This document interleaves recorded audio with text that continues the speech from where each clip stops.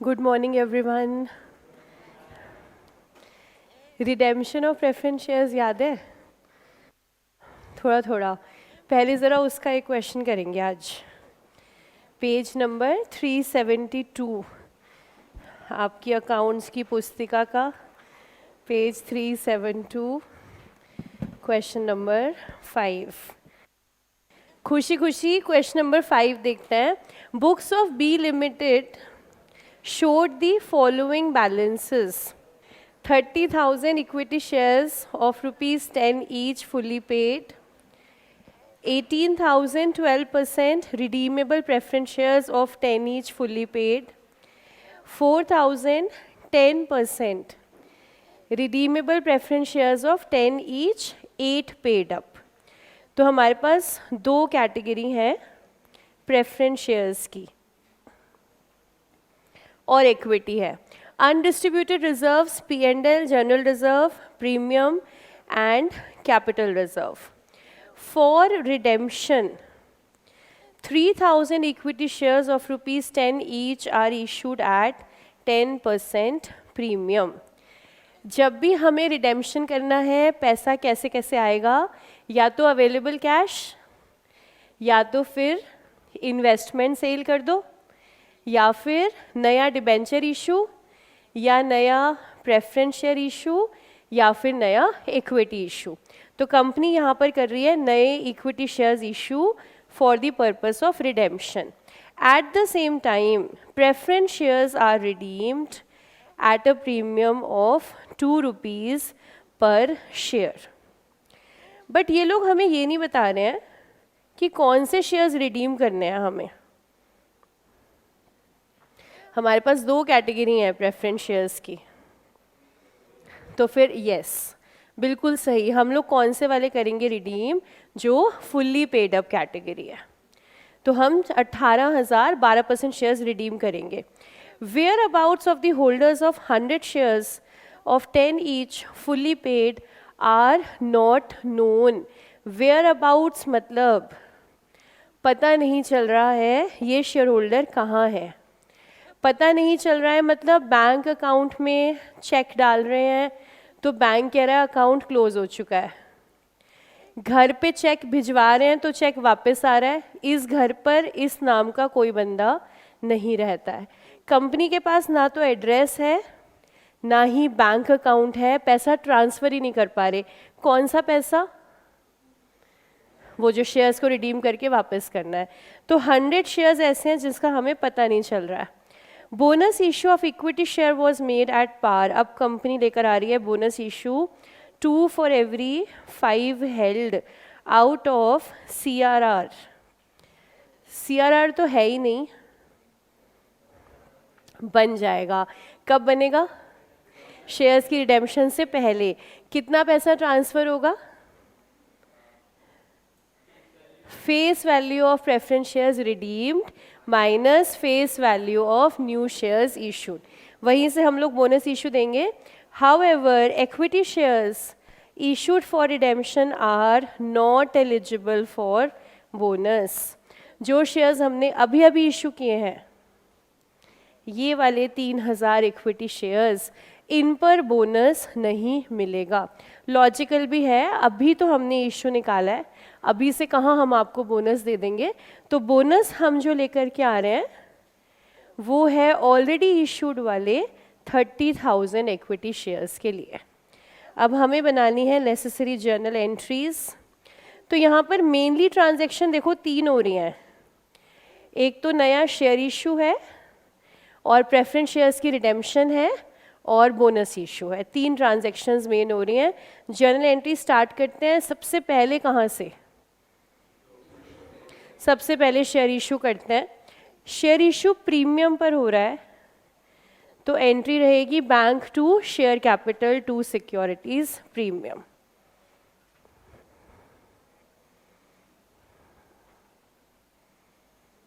Answer to question number 5 page के centre में हमेशा मार्जिन यूज़ नहीं करना है पेपर में। एंड जर्नल आपके पास स्केल है, स्केल से लाइंस ड्रॉ कर रहे हो सब कि लूज हैंड से? स्केल लेकर के आओ, क्लास में स्केल से ही ड्रॉ करो, पेपर में भी स्केल से ही ड्रॉ करेंगे, सीधी सीधी लाइन से एकदम। पेंसिल से भी ड्रॉ कर सकते हैं, पेन से भी, बस पेंसिल से फ़ायदा होता है कि ज़्यादा लंबी हो गई है तो इरेज कर पाओगे, इसलिए प्रेफरेबल है पेंसिल। रिडेम्पशन आ रहा है 1 Jan 24 को, तो इशू भी सेम डेट मानेंगे हम, तो 2024 ईयर पहले लिख दीजिएगा, उसके बाद 1 जनवरी, फर्स्ट जर्नल एंट्री।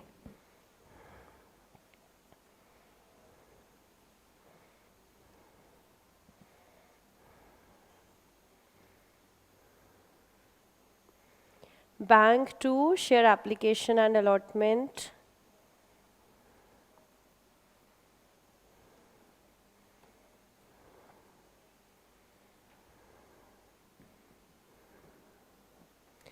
तीन 1000 शेयर्स 10 रुपये के 10% प्रीमियम पर, तो मतलब कि 1 रुपये प्रीमियम है, 10 रुपये पे 10%, 11 रुपये पर शेयर हमारा जा रहा है, तो बैंक डेबिट 33,000 से 3000 into 11,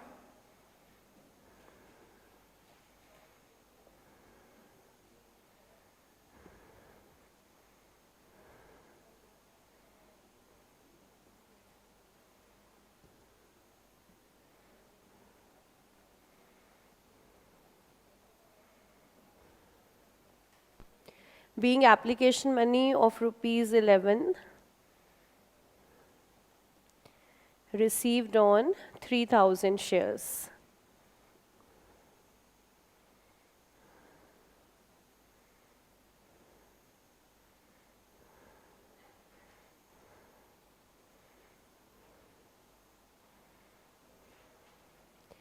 Then share application and allotment debit,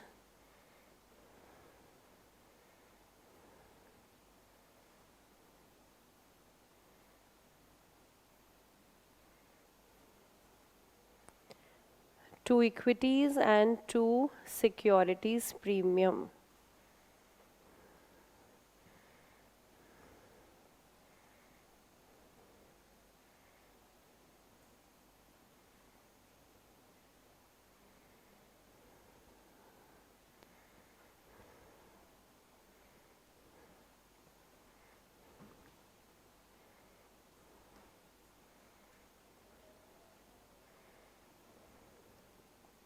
Being money transferred, face value 10, premium 1.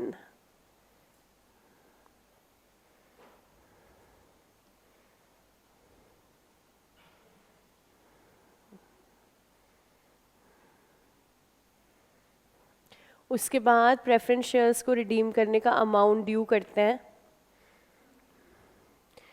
Shares को हम रिडीम कर रहे हैं 2 रुपये के प्रीमियम पर, और कैटेगरी है 18,000 12% रिडीमेबल प्रेफरेंस शेयर्स, तो 12% preference share capital debit.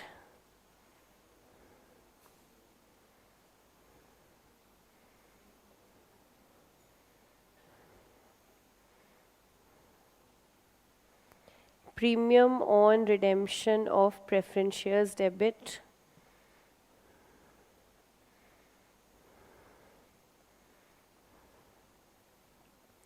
to preference share holder।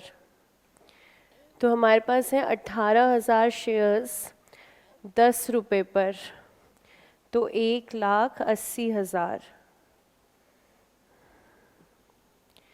18,000 shares 10 रुपये फेस वैल्यू, 18,000 शेयर 2 रुपये redemption premium, 36।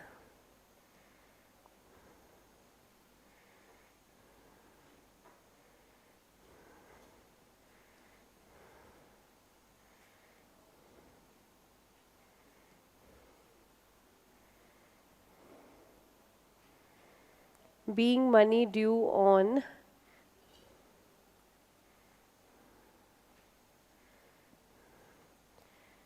redemption of 18,000 preference shares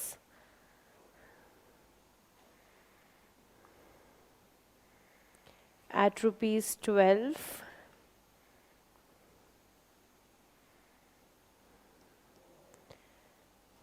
including 2 rupees premium.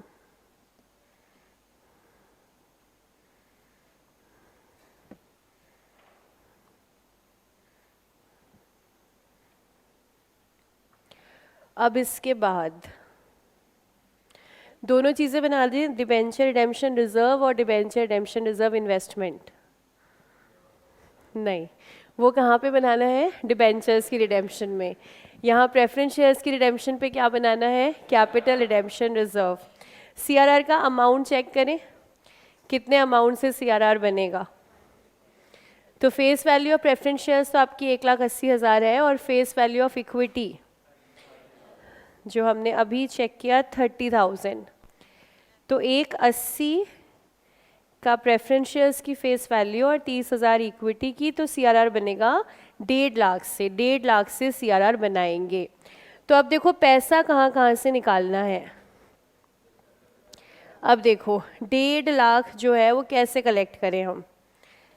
Collect मतलब निकालें कहाँ से? क्या मैं कैपिटल रिजर्व यूज़ कर सकती हूँ? नहीं, कैपिटल रिजर्व यूज़ नहीं हो सकता है सीआरआर के लिए। सिक्योरिटीज़ प्रीमियम नहीं, सीआरआर के लिए यूज़ नहीं हो सकता, लेकिन बोनस में हो सकता है, सीआरआर में नहीं हो सकता। तो सीआरआर कहाँ से बनेगा? वही पीएनएल और जनरल रिजर्व। पहले क्या यूज़ करें? General reserve. तो जनरल रिजर्व से 120, पीएनएल से 30 और क्रिएट कर देते हैं सीआरआर।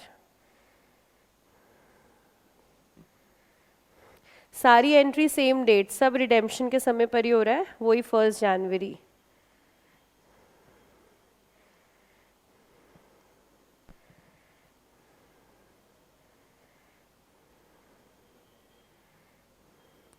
तो जनरल रिजर्व से 120, पीएनएल से 30।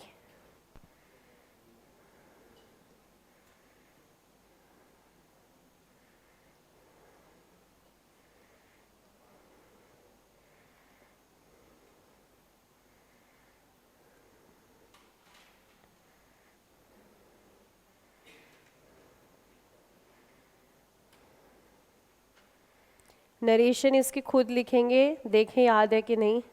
देखो नहीं तो पन्ने पलट के देखो, पन्ने पलटो, देखो क्या है नरेशन। और उस पन्ने पलटने में ये भी देख लो सीआरआर की एंट्री भी लिखी होगी कि क्रिएट कैसे करना है फ्री रिजर्व टू सीआरआर। पहले जनरल रिजर्व फिर पीएनएल।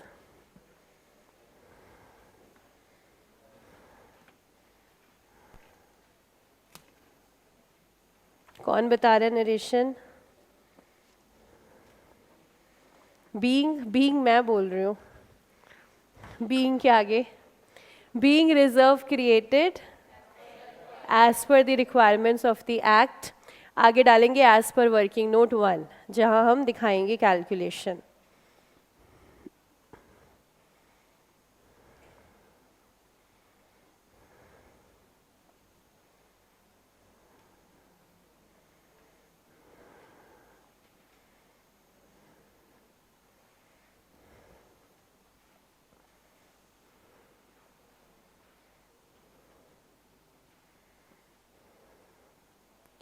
इसके बाद नेक्स्ट एंट्री क्या बनाए? बोनस शेयर अभी नहीं, पहले शेयर्स का रिडेम्पशन कंप्लीट करेंगे। तो एक तो बनानी है पीएनएल टू प्रीमियम, प्रीमियम को करेंगे हम राइट ऑफ, और उसके बाद पेमेंट, सीधा पेमेंट कर देते हैं शेयर होल्डर्स टू बैंक। तो कोई भी एंट्री पहले बना सकते हो, पहले पेमेंट कर देते हैं share holder to bank, preference share holder to bank.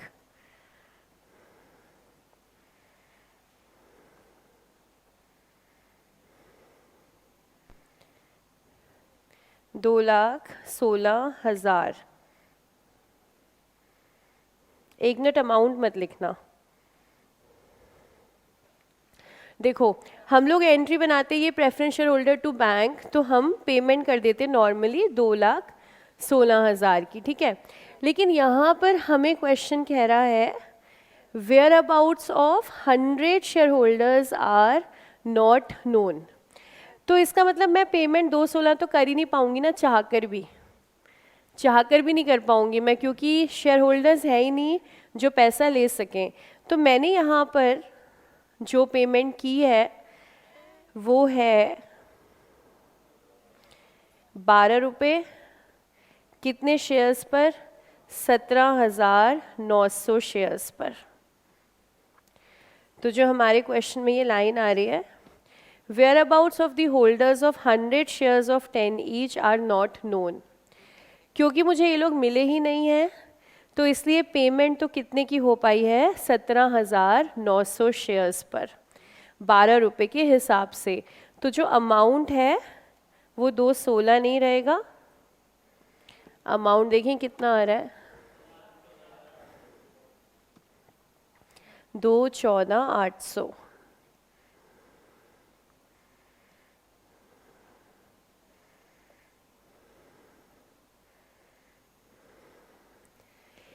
लिखते हुए रेड इंक में जहाँ पर भी यूज़ करूँगी ना, वो उसका मतलब है कि यहाँ गलती हो सकती है इस अमाउंट में।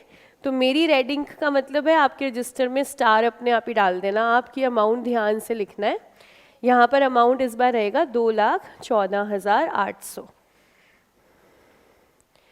अब वैसे तो हमारे सिलेबस का पार्ट नहीं है, लेकिन मन में ये आता है कि यार अब होगा क्या इस पैसे का। ये जो अगर कंपनी को नहीं मिल रहे हैं शेयर होल्डर्स, तो कंपनी करेगी क्या? तो कंपनी को ना एक बार तो वेट ही करना है, एक बार तो इंतज़ार करना है कि कभी ना कभी कोई शेयर होल्डर या तो बताएगा मेरा एड्रेस चेंज हो गया है, या ये बताएगा बैंक की डिटेल्स चेंज है, उस समय हम ये पैसा उनको दे देंगे। तब तक इंतज़ार करेंगे। लेकिन ये इंतज़ार कब तक का है? क्या हम इंतज़ार करेंगे क़यामत तक? देखिए लॉ कह रहा है क़यामत तक जाने की ज़रूरत नहीं है, आपको इंतज़ार करना है 7 साल। ठीक है, कितना? 7। देखिए ये 7 का अब मैं क्या कहूँ कि 7 क्यों है, जीवन में बहुत सी चीज़ें 7 हैं। ठीक है, हाँ तुम्हें तो शादी के फेरे ही याद आएंगे, तुम्हें तो सबसे पहले वो याद आएगा। हाँ शादी के फेरे हैं 7, और क्या है 7? सरगम के सुर, सरगम के सुर कितने हैं? 7। वीक में डेज कितने हैं? 7। हमारी बॉडी में चक्र कितने हैं? पता भी है ऐसे ही 7। कौन से चक्र हैं बताना ज़रा, हमारी बॉडी के चक्र बताना कौन से हैं? 7 में से तुम कोई 3 बता दो चलो। हमारी बॉडी के चक्र कभी सुना है? मणिपूरक चक्र, मूलाधार चक्र सुना है? हमारी बॉडी में 7 चक्रास हैं, वो बैलेंस्ड हैं तो आप डिजीज़ फ्री हो, वो बैलेंस नहीं है तो आपकी बॉडी में डिजीज़ेस हैं। ये हमारी साइंस है, ये साइंस से अलग है, ये स्क्रिप्चर्स हैं।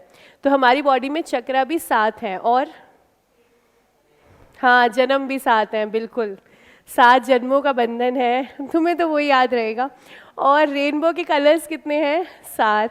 और ऐसे ही इंतज़ार कितना करना है? 7 साल। कौन सा इंतज़ार है ये? कौन से इंतज़ार की बात हो रही है? हाँ आप इधर उधर भटक ना जाएं, तो आप इधर उधर ना खो जाएं। हम बात कर रहे थे शेयर होल्डर का, अगर हमें एड्रेस नहीं मिल रहा है, पैसा देना है, तो 7 साल इंतज़ार करेंगे। 7 साल के बाद क्या होगा? क्या कंपनी इसको प्रॉफिट मान ले अपना कि चलो भाई पैसा नहीं देना पड़ा? तो गवर्नमेंट कहती है देखो ऐसा नहीं होगा। गवर्नमेंट ने ना एक फंड बना रखा है, इन्वेस्टर एजुकेशन प्रोटेक्शन फंड। तो अगर आपके पास 7 सालों तक शेयर होल्डर क्लेम नहीं करता है पैसा, तो कंपनी को ये पैसा गवर्नमेंट के इस फंड के अंदर जो है ट्रांसफ़र कर देना है। मतलब आपका तो नहीं है तो आपके पास तो नहीं रहेगा, आप प्रॉफिट वगैरह कुछ क्लेम नहीं करोगे, आप इस पैसे को गवर्नमेंट के फंड के अंदर ट्रांसफ़र कर दो। लेकिन ये सिर्फ हमारी नॉलेज के लिए है, इसका हमारे आंसर पर कोई भी इम्पैक्ट नहीं है, कोई जर्नल एंट्री अलग से नहीं है। हम सिर्फ पेमेंट जब करेंगे तो 2,14,800 रुपये की करेंगे। हाँ जी बताया ना, investor education and protection fund.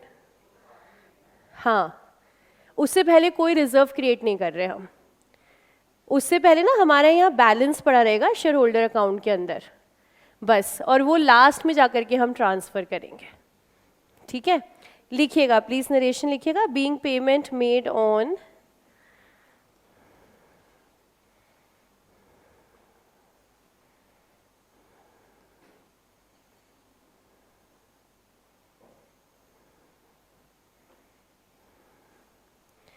$17,900 shares as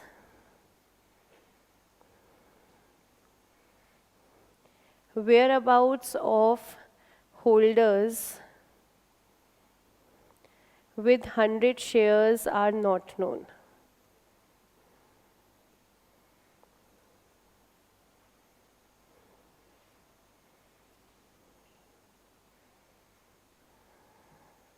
तो जो अभी डाउट आया था एक बार वो फिर से सुन लीजिएगा कि क्या हमें इस समय कुछ अलग से रिजर्व में डालना है, नहीं।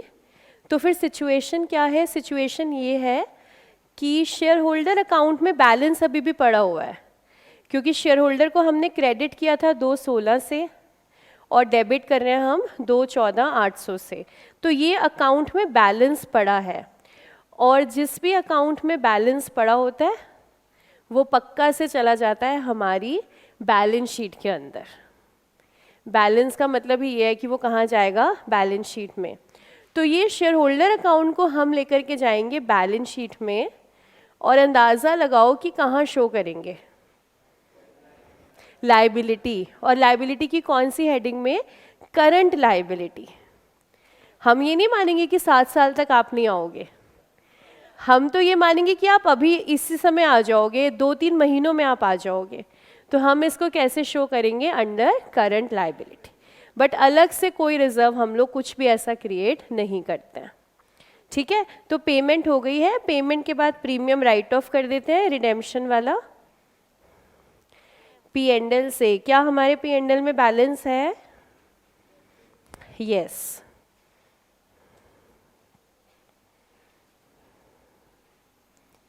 P&L to premium on redemption of preference shares.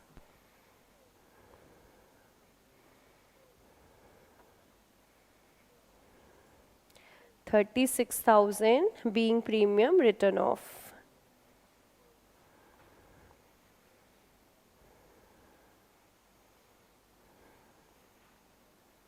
Securities premium का यूज़ कर सकते हैं, अलाउड है, लेकिन उसमें ना आपको एक एजम्पशन याद होगी ना, सेक्शन 133 कंपनीज वाली, वो आपको देखना पड़ेगा। याद है ना सेक्शन 133?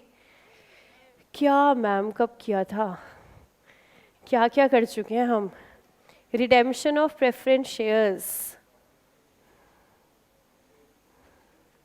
अभी याद दिलाते हैं।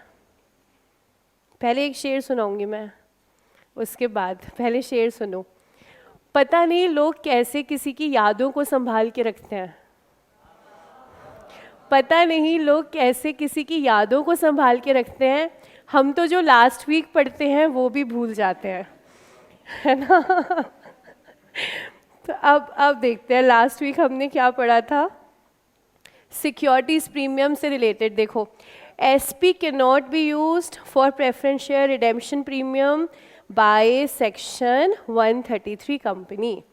तो जिसने पूछा था ना ये क्वेश्चन, किसने पूछा था, सिक्योरिटीज प्रीमियम वाला। आपको 12th का याद होगा, क्योंकि यूज़ तो होता है, प्रीमियम का यूज़ है कि हम रिडेम्पशन वाले प्रीमियम को राइट ऑफ कर सकते हैं। लेकिन अब लॉ की एक अलग रिस्ट्रिक्शन है, सेक्शन 133 कंपनी। तो सेक्शन 133 कंपनी यूज़ नहीं कर सकती, नॉन सेक्शन 133 यूज़ कर सकती है। सेक्शन 133 कंपनीज कौन सी वाली थी, जिनके ऊपर अकाउंटिंग स्टैंडर्ड्स फॉलो करना मैंडेटरी है, कंपलसरी है। और अगर हमारा क्वेश्चन कुछ ना कहे तो हम क्या मानेंगे, सेक्शन 133 कंपनी। तो फिर क्या हम प्रीमियम यूज़ कर पाएंगे, नहीं। तो अगर आप प्रीमियम यूज़ करोगे, बेकार का नोट बनाना पड़ेगा आपको कि हम ये मान रहे हैं कंपनी नॉन सेक्शन 133 है। इंस्टेड हम लोग क्या करेंगे, we will not use premium, हम राइट ऑफ सारा कहाँ से करेंगे, P&L से। ऐसा होगा नहीं, ये डाउट पहले भी आया क्लास में, ऐसा होगा नहीं कि P&L में बैलेंस नहीं हो, और बहुत ही बुरी किस्मत है ऐसा हो गया तो एक note, it is presumed P&L has sufficient balance, और हम राइट ऑफ उसको कर देंगे P&L टू प्रीमियम।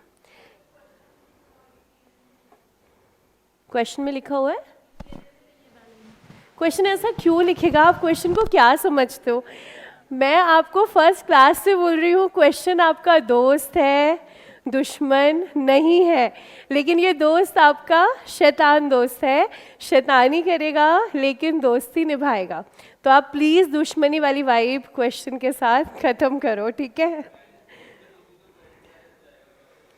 नहीं, आप डेबिट क्रिएट नहीं कर सकते ना, बैलेंस रिजर्व है तो क्रेडिट तो रहेगा, प्रॉफिट के नेचर में है ना, तो हो नहीं सकता, इसलिए नोट देना पड़ेगा, इसलिए ऐसा होगा ही नहीं, ऐसा होगा ही नहीं, ठीक है? चलिए रिडेम्पशन हमने कंप्लीट किया, बोनस शेयर्स पर आते हैं। देखो ज़रा बोनस शेयर्स कितने इशू करने हैं। उनका ऑर्डर जो जर्नल एंट्रीज है, हाँ उनके ऑर्डर में एज सच कोई प्रॉब्लम नहीं है, लेकिन बेसिक आप फॉलो करोगे। शेयर इशू कर रहे हो तो पहले वो कंप्लीट कर लो, रिडेम्पशन कर रहे हो वो कंप्लीट कर लो, फिर बोनस शेयर पे। ऐसे नहीं आपने कहा माय लाइफ माय रूल्स, पहले इक्विटी फिर रिडेम्पशन फिर बोनस फिर रिडेम्पशन, ऐसा नहीं करना बस, ठीक है? 3 ट्रांजैक्शन है ना, 1 बाय 1 कंप्लीट करके डाल दो। तो एक टाइप की मतलब एक जगह में करनी है। यस, एक टाइप की एक जगह पर करनी है, my life my rules Instagram पे, ठीक है? यहाँ पर एक साथ, और जब आप एक साथ कर रहे हो तो ऑर्डर में कोई फ़र्क नहीं पड़ता, आप ऊपर नीचे करोगे कोई बात नहीं, एंट्रीज आपकी आ जाएं सारी, बस ये इम्पॉर्टेंट है, ठीक है? आइए ज़रा बोनस शेयर देखें कितना इशू करना है हमें। बोनस शेयर का रेशियो है 2 फॉर एवरी 5 हेल्ड, हर 5 के बदले 2, हर 5 के बदले 2, तो मेरे शेयर्स तो 33 है ना, 30 + 3, 30 + 3 33 है, लेकिन क्वेश्चन ने क्या बोला था, अभी अभी जो इशू हुए they are not eligible for bonus, तो हम बात करेंगे सिर्फ 30,000 शेयर्स की। तो हर 5 के बदले 2, तो 30,000 शेयर्स के बदले 12,000 शेयर्स। तो हमारे बोनस शेयर्स हमें कितने इशू करने हैं? 12,000। 12,000 तो नंबर आ गया, अब देखिए वैल्यू, तो वैल्यू हमारे शेयर्स की फेस वैल्यू आ रही है 10 रुपये, तो 12,000 शेयर्स के लिए हमें निकालने हैं 1,20,000 रुपये, 1,20,000 रुपये। अब ये कहाँ से और कैसे कैसे हम निकालें? तो बोनस शेयर का सीक्वेंस, पहले CRR कितना बनाया था? 1.5 लाख का बनाया, तो ये तो सारा पैसा वहीं से निकल जाएगा CRR से। तो हमारी एंट्री क्या थी? CRR टू bonus to share holders, bonus to share holders to equity share capital. तो चलिए लिखते हैं इसे, next entry,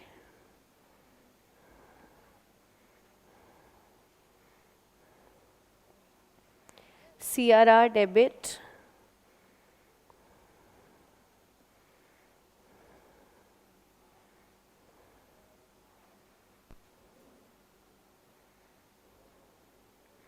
to bonus to shareholders,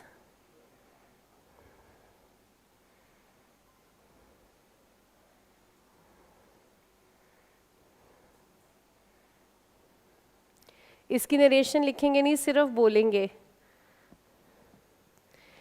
being bonus shares issued as 2 shares for every 5 held as per board's resolution number dated.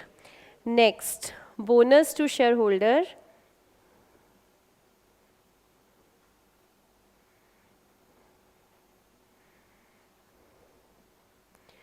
bonus to shareholder to equity share capital.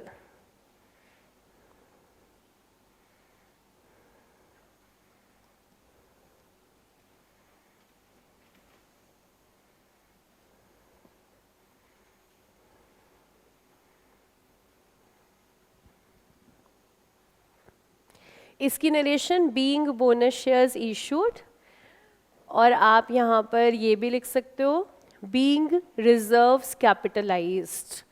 Bonus issue का दूसरा नाम capitalisation of reserve, तो being reserves capitalised या फिर being bonus issued.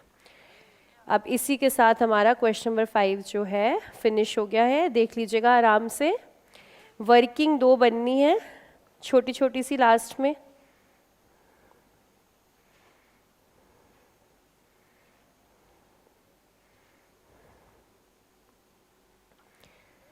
कोई doubt question में तो बताइएगा। छोटी छोटी 2 वर्किंग अदरवाइज बना लेते हैं। सबसे पहले amount transferred to CRR,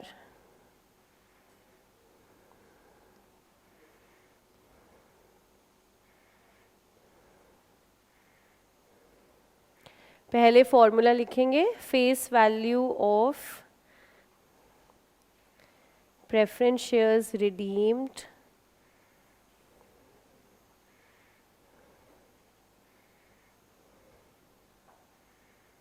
minus face value of new shares issued.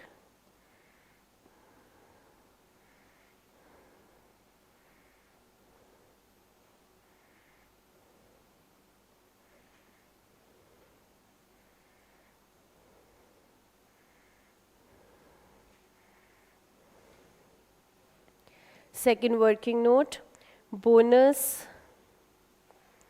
issue ratio.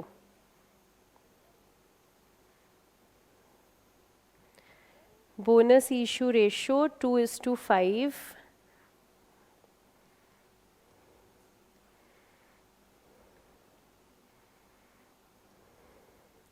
तो number of bonus shares 2/5 of 30,000.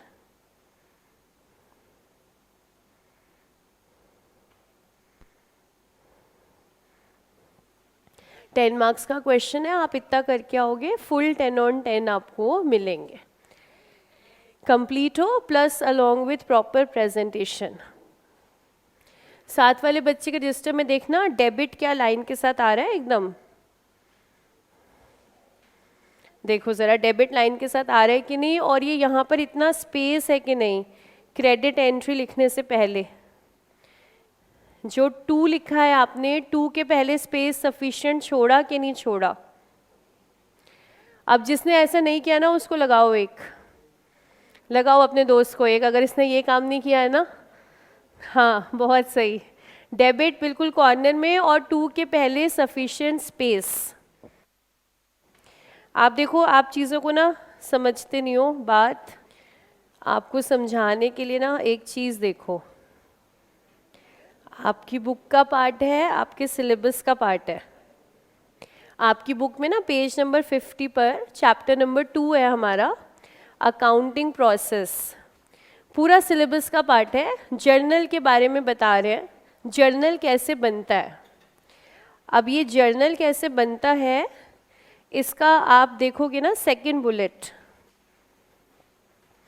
In particulars column names of the accounts involved are written. First the account to be debited is written with the word debit written towards the end of the column। तो ऐसा नहीं है ना अपनी मर्जी कहीं भी लिख दिया, ऐसा नहीं है, कॉलम के एंड में ही लिखना है। In the next line after leaving a little space the name of the account to be credited is written preceded by the word to. तो ये तो बहुत सारे बच्चे हैं जो ये स्पेस नहीं छोड़ते हैं। क्या आपको लगता है अरे अपनी मर्जी से जैसे मर्जी, ऐसा नहीं है ना, फॉर्मेट फॉलो करना पड़ेगा ना, सफिशिएंट स्पेस होना चाहिए, उसके बाद ही आपको क्या लिखना है, टू। तो हर चीज़ जो है वो लिखी हुई है और आपका इंस्टीट्यूट आपसे एक्सपेक्ट करता है कि being a future chartered accountant आप अकाउंट्स की हर चीज़ को जो है फॉलो करें। तो यहाँ छोटे बड़े की बात नहीं है, जो भी चीज़ है वो आपको फॉलो करना है, क्योंकि सीए का मतलब है, सीए का मतलब है person with highest knowledge in the field of accounts, person with highest knowledge in the fields of account. आपने मोदी जी की वीडियो तो देखी ही होगी ना, कि सीए के साइन को सुप्रीम कोर्ट भी चैलेंज नहीं करता है, नहीं करता है। अगर आपका साइन है तो हम मान लेंगे कि जो स्टेटमेंट्स हैं वो सही हैं। तो ऑडिट जो है ना वो बहुत बड़ी चीज़ है। ऑडिट जो आप ऑडिट फीस लोगे ना लाखों में, ये बहुत बड़ी चीज़ है ऑडिट। इस ऑडिट की वजह से बड़े बड़े काम होते हैं। फॉर एग्जाम्पल एक एयरलाइन होती थी किंगफिशर, बंद हो गई, ख़त्म हो गई। तुम लोग दूसरा किंगफिशर समझ रहे हो ना, मैं एयरलाइन सेगमेंट की बात कर रही हूँ, ठीक है। वो जो है वो ख़त्म हो गई। आपको पता है उसका कारण, एक कंपनी के बंद होने का कारण ऑडिटर्स थे, ऑडिटर्स थे। क्योंकि जब किंगफिशर के बारे में ना किसी को भी नहीं पता था कि इंटरनली इतनी प्रॉब्लम्स होंगी। जो बाहर का जो इम्प्रेशन था वो ये था कि कंपनी तो बहुत अच्छा काम कर रही है। तो जब ऑडिट रिपोर्ट आई किंगफिशर की उस पर्टिकुलर ईयर में, तो जो ऑडिटर्स थे ना, उन्होंने अपनी ऑडिट रिपोर्ट में एक लाइन लिखी हुई थी, according to our audit going concern assumption is no longer applicable on this company.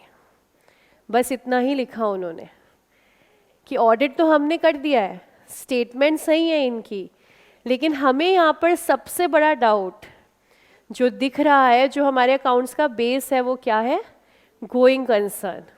तो ऑडिटर्स ने कहा, यही इकोनॉमिक टाइम्स के फ्रंट पेज पर यही line, auditors raises doubt on going concern assumption of Kingfisher, और यही उन्होंने लिखा कि हमें डाउट है, गोइंग कंसर्न इस पर नहीं लगेगा। और जिस दिन ये बात न्यूज़पेपर में आई, आप बिलीव करोगे सेम डे पर किंगफिशर के साथ जितने भी क्रेडिट सप्लायर्स थे सब ने अपना कॉन्ट्रैक्ट कैंसिल कर दिया, सब ने, क्योंकि ऑडिटर्स ने गोइंग कंसर्न पर एक क्वेश्चन उठा दिया है। मतलब आपके साइन की जो है बहुत ज़्यादा वैल्यू है। वो बचपन में खेला है ना आपने, साइन बना बना के, आज वाकई में एक अच्छा सा बना लो, क्योंकि आपके साइन की बहुत वैल्यू है। क्योंकि सीए मतलब ऑडिट, ऑडिट मतलब साइन, इसलिए आईसीएआई की एक्सपेक्टेशन भी आपसे बहुत ज़्यादा हाई है। क्योंकि सीए हर कंपनी को चाहिए, हर कंपनी को ऑडिट करवाना कंपलसरी है, और ऑडिट सिर्फ एक ही पर्सन कर सकता है, वो कौन है, चार्टर्ड अकाउंटेंट, ठीक है। तो छोटी छोटी बातों का भी ध्यान रखना है। तो देखो क्वेश्चन 5 हमने ख़त्म कर लिया है, आई होप इसमें कोई डाउट नहीं है। अब एक बार क्वेश्चन नंबर 15 पूरा नहीं करेंगे, लेकिन छोटा सा एक हिस्सा देखेंगे, उसमें कुछ डाउट आ रहा है बच्चों को। तो हम ज़रा आते हैं क्वेश्चन नंबर 15 पर। पूरा क्वेश्चन नहीं करेंगे, लेकिन कुछ ना अमाउंट का कैलकुलेशन इसमें समझना है। कैपिटल स्ट्रक्चर ऑफ चांद limited consist of 20,000 equity shares of 10 and 1,008% redeemable preference shares of 100. Undistributed reserve and surplus, general reserve, P&L, investment allowance reserve, out of which 5,000 is not free for distribution. देखो investment allowance reserve 10,000, out of which 5,000 is not free for distribution as dividend. इसका मतलब फिर हम ये समझ लेना कि 5,000 तो फ्री है। फिर इसका मतलब 5,000 जो हिस्सा है इसको हम फ्री रिजर्व की तरह ट्रीट करें।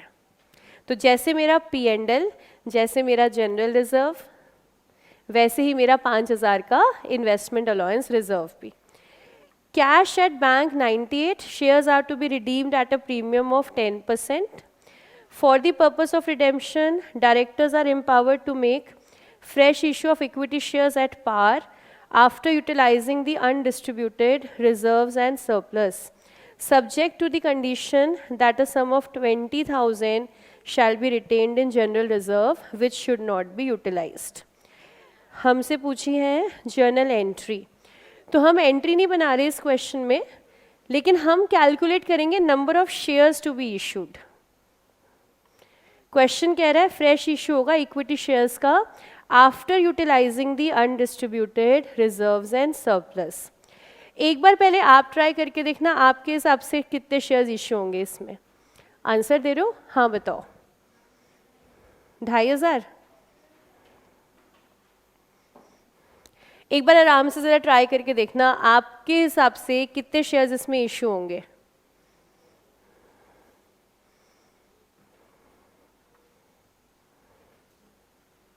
कर लिया? कितने? सेम 2500। अच्छा,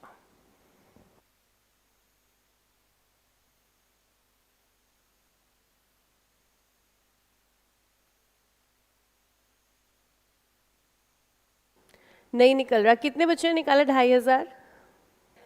देखो सबसे पहले तो देख लेते हैं हमें ना रिडेम्पशन पे पैसा चाहिए कितना।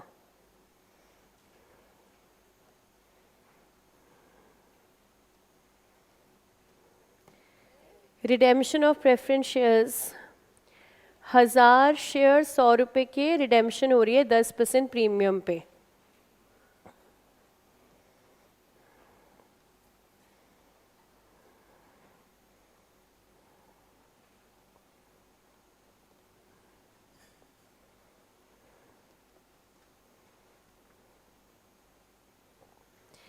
हमें अमाउंट रिक्वायर्ड चाहिए 1,10,000।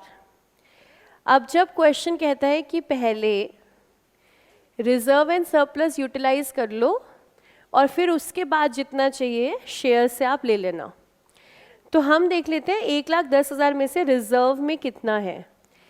रिजर्व में कितना है मतलब हम ये मान के चलते हैं कि उतना ही या तो बैंक में होगा या हमारी इन्वेस्टमेंट रिप्रेजेंट कर रही होंगी। ये मतलब है यहाँ पर कि आप पहले रिजर्व का पैसा माइनस कर दो। अब देखो जब हम रिजर्व का पैसा माइनस करेंगे ना, दो तरीके होते हैं। या तो आप कैलकुलेशन कर लो 1,10,000 से, या फिर ना आप प्रीमियम का 10,000 एक बार हटा दो और कैलकुलेशन कर लो 1,00,000 से। दोनों तरीकों से कर सकते हो। देखो कैसे, हम देख लेते हैं फ्री रिजर्व कितने कितने हमारे पास हैं। सबसे पहले तो इन्वेस्टमेंट अलाउंस रिजर्व ले लेते हैं, ये यूज़ कर सकते हैं हम। ये हमारे पास है 5,000।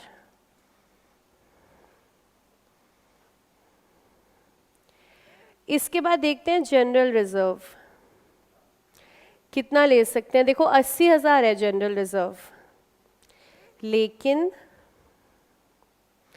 क्वेश्चन क्या कह रहा है, 20,000 तो आपको रखना पड़ेगा। जनरल रिजर्व को खाली नहीं करना है। तो बैलेंस अगर है 80 तो मैं यूज़ कर सकती हूँ 60,000। तो जनरल रिजर्व से ले लेते हैं 60।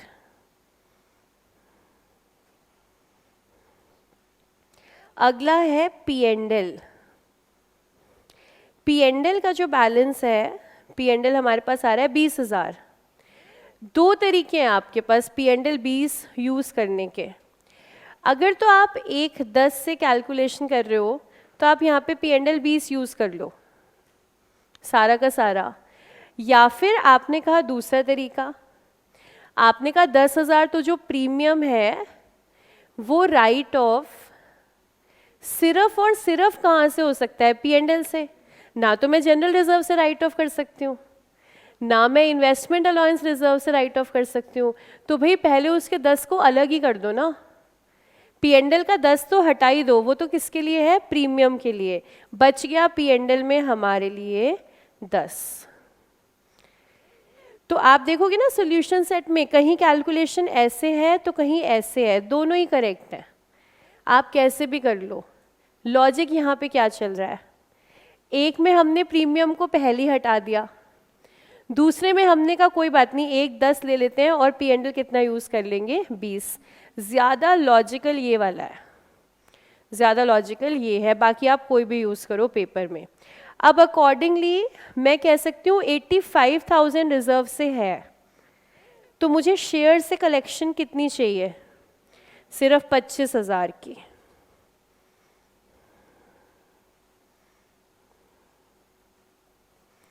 अमाउंट रिक्वायर्ड फ्रॉम शेयर्स 25,000 है। बस ये अमाउंट ही निकालना है। उसके बाद इशू प्राइस जो है हमारा फेस वैल्यू 10 आ रही है, तो number of shares 2500, amount he main था, 25,000 रुपये कलेक्शन है, तो इक्विटी शेयर्स आप 2500 इशू करोगे। अब देख लो व्हाट्सएप पे कई बच्चों ने भेजा हुआ था ये क्वेश्चन, अब उम्मीद है ये आपका डाउट यहीं आ रहा था कि मैम 1,10,000 से कैलकुलेशन करना है कि 1 लाख से करना है। आप कैसे भी कीजिए, लेकिन बेस्ट क्या है 1 लाख से। प्रीमियम का 10 पहले ही हटा दो, फिर देख लो बाकी अमाउंट के लिए रिजर्व्स कितने अवेलेबल। ये टिक पता है ना आपको कैसा है? हाँ, ये टिक सीए का टिक है। ये आपके सीए का जो सिंबल है,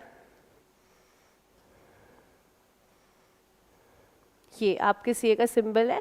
पहले सिंगल टिक था, अभी चेंज हुआ है ये, अब यहाँ पर डबल टिक है।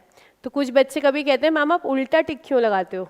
उल्टा टिक नहीं है ये आप लोगों का टिक है।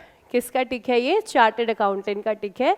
चार्टर्ड अकाउंटेंट टिक ऐसे ही लगाता है, तो अब तो फिर हम भी ऐसे ही लगाएंगे, है ना? जैसे सीए लगाता है, आज से हमारे रजिस्टर में भी टिक वैसा ही होगा। तो टिक कर दिया जाए, रिडेम्पशन ऑफ प्रेफरेंस शेयर्स खत्म। बात समझ में आ गई है? Unit close.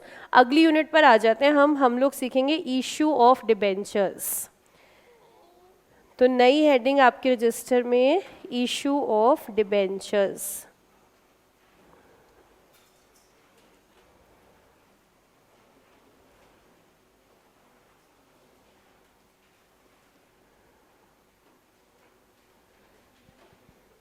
देखिए मैंने आपसे कहा कि हम ना एक नई कंपनी बना रहे हैं,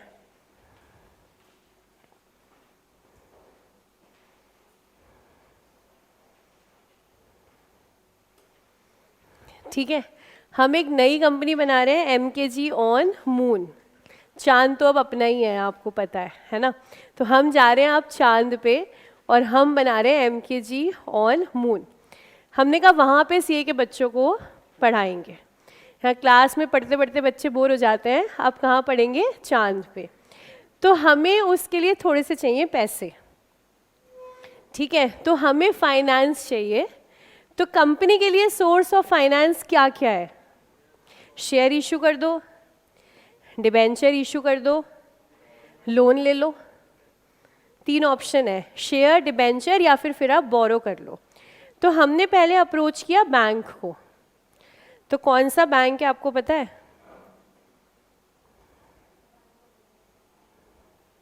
कौन सा बैंक है? देना बैंक, ठीक है? देना बैंक से हमने पूछा कि हमें कुछ पैसों की ज़रूरत है, तो इस पर क्या इंटरेस्ट रहेगा? बैंक ने कहा कि जो रेट ऑफ इंटरेस्ट है वो 11% रहेगा, और साथ ही साथ आपको सिक्योरिटी भी देनी पड़ेगी। सिक्योरिटी लोन के अमाउंट जितनी, उससे कम कि उससे ज़्यादा? उससे ज़्यादा आपको सिक्योरिटी भी देनी पड़ेगी, और जो इंटरेस्ट का रेट है वो 11% रहेगा। तो हम सोच रहे हैं कि क्या करें, 11% पर हम बैंक लोन ले लें, या फिर हमें लग रहा है दूसरा ऑप्शन। कंपनी सोच सकती है यहाँ पर कि यार बैंक को हम 11% दें, इससे अच्छा अगर हम ऐसा करें कि हम अपने खुद के डिबेंचर्स इशू कर दें 9% रेट के साथ। सेविंग्स का रेट 7 है, तो अगर हम 9% के रेट के साथ डिबेंचर इशू कर दें तो क्या इन्वेस्टर आ जाएगा? इन्वेस्टर आ जाएगा। और क्या हमारा भी फ़ायदा हो जाएगा? हमारा भी फ़ायदा हो जाएगा, क्योंकि हमने तो बैंक को भी हर साल ही इंटरेस्ट देना है 11%, और वही डिबेंचर होल्डर को भी हर साल इंटरेस्ट देना है। डिबेंचर होल्डर का इंटरेस्ट कैसा है? Charge against profit. वो भी आपको प्रॉफिट हो या लॉस हो देना ही है। इंटरेस्ट ऑन लोन भी कैसा है? Charge against profit. तो अगर आपको लगता है यार बैंक की टर्म्स अपने लिए फेवरेबल नहीं है, तो कंपनी के पास तो एक ऑप्शन है, वो क्या इशू कर सकती है? डिबेंचर्स। तो सपोज MKG ऑन मून ने भी डिबेंचर्स इशू किए 9% डिबेंचर्स, और ये कैटेगरी है अनसिक्योर्ड। अनसिक्योर्ड, क्या कंपनी इशू कर सकती है? Yes, allowed. 9% debentures unsecured, face value 100, हमने कहा रिडीमेबल आफ्टर 15 ईयर्स, 15 सालों के बाद रिडेम्पशन होगा एट 105। ये डिबेंचर्स हमने इशू कर दिए हैं, तो क्या इन्वेस्टर इसमें पैसा लगाएगा? है ना कहने से पहले ध्यान रखना, तुम मॉक टेस्ट 1 आने वाला है, ठीक है? क्या आप पैसा लगाओगे? हाँ, लगाएंगे, ठीक है। तो इस पर पैसा लगाएंगे, इन्वेस्टर का क्या फ़ायदा? नहीं, इरिडीमेबल नहीं है, अनसिक्योर्ड है, लाइफ टाइम नहीं है इंटरेस्ट, रिडीमेबल आफ्टर 15 ईयर्स है। और क्या फ़ायदा? एक तो 100 के बदले 105 मिलेगा, दूसरा सेविंग से इंटरेस्ट रेट ज़्यादा है। कंपनी को क्या फ़ायदा? उसको बैंक के हिसाब से कम पड़ रहा है, और दूसरा उसको बिना सिक्योरिटी के पैसा जो है वो रेज कर पा रही है। तो ये डिबेंचर्स जो रेज हुए, हमने कहा अनसिक्योर्ड। कंपनी को दोनों ही टाइप के डिबेंचर्स इशू करना अलाउड है, सिक्योर्ड भी हो सकते हैं, अनसिक्योर्ड भी। तो हम एक बार फोकस करेंगे कैटेगरी ऑफ डिबेंचर्स पे, किस किस प्रकार के डिबेंचर इशू किए जा सकते हैं। तो सबसे पहली कैटेगरी आ रही है सिक्योर्ड एंड अनसिक्योर्ड डिबेंचर्स।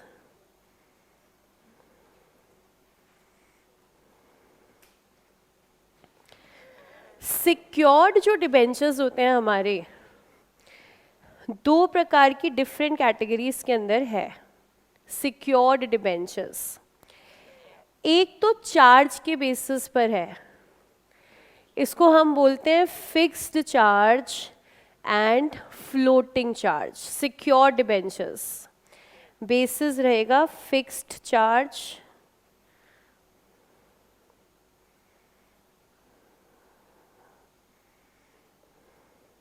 या फिर floating charge.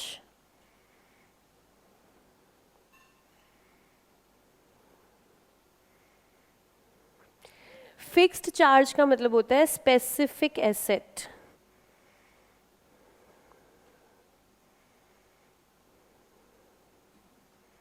Specific asset. Floating charge का मतलब होता है specific class of asset.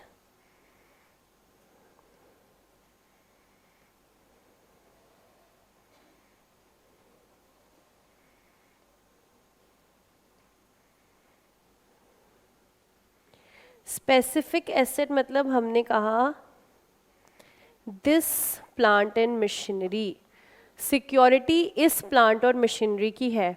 Specific class of asset का मतलब होता है एनी प्लांट एंड मशीनरी। और एक बार दूसरा भी लिखते हैं, फिर एक साथ समझेंगे।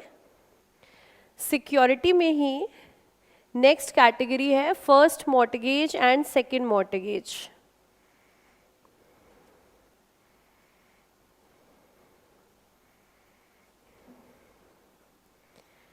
First mortgage debentures and second mortgage debentures.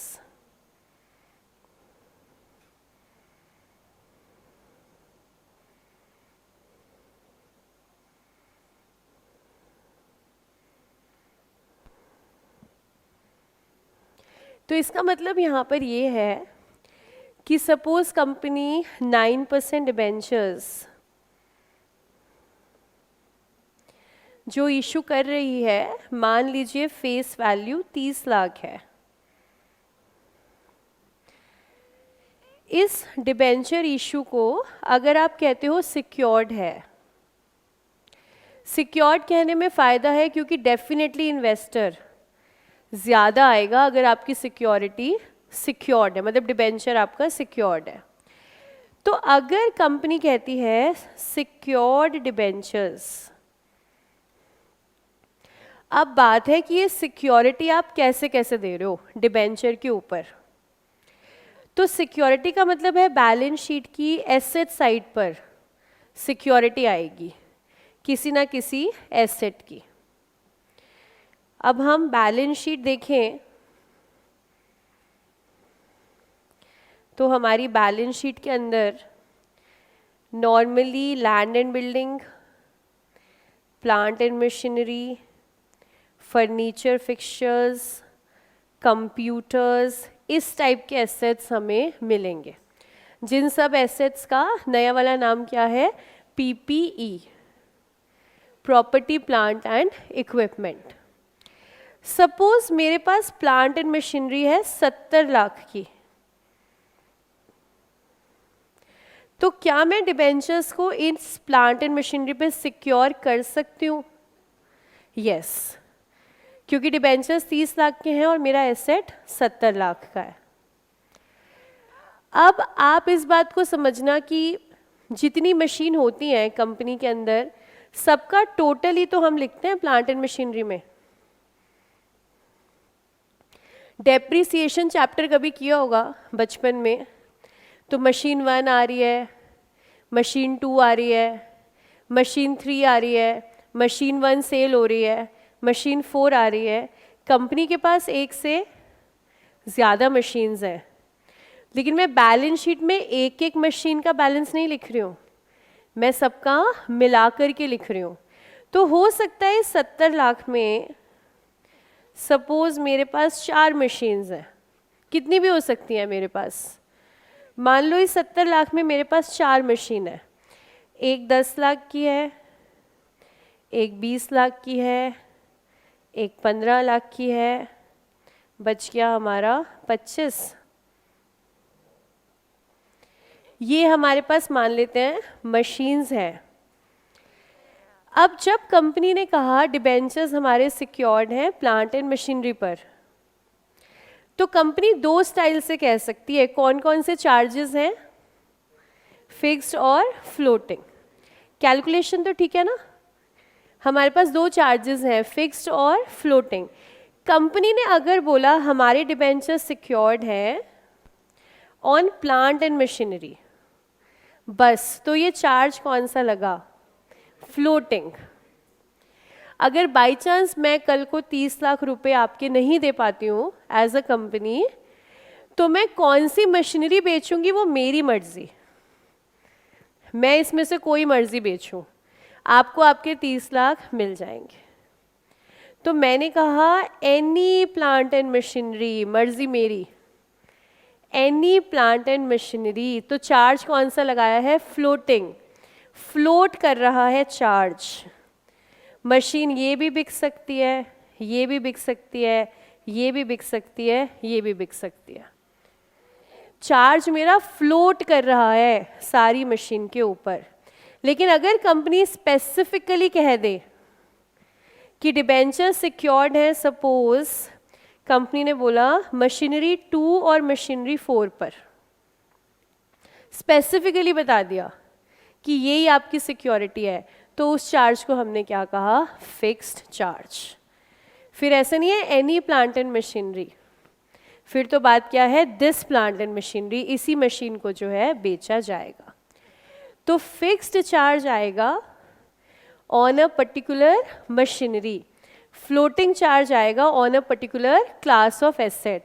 मैं बोल सकती हूँ प्लांट एंड मशीनरी पे सिक्योर्ड है, फ्लोटिंग चार्ज। मैं बोल सकती हूँ लैंड एंड बिल्डिंग पे सिक्योर्ड है, तो फिर से कौन सा चार्ज? फ्लोटिंग। कोई मर्जी land and building. Furniture fixture पे सिक्योर्ड है, फ्लोटिंग। सपोज अब कंपनी ने डाला है फ्लोटिंग चार्ज मशीन के ऊपर, 30 लाख के डिबेंचर्स सिक्योर्ड है 70 लाख की प्लांट एंड मशीनरी से। अब 2 सालों के बाद कंपनी नया इशू ला रही है, फिर से कंपनी इशू कर रही है डिबेंचर्स 7% सिक्योर डिबेंचर। ये इशू आ रहा है 20 लाख का। ये भी डिबेंचर्स हमारे सिक्योर्ड हैं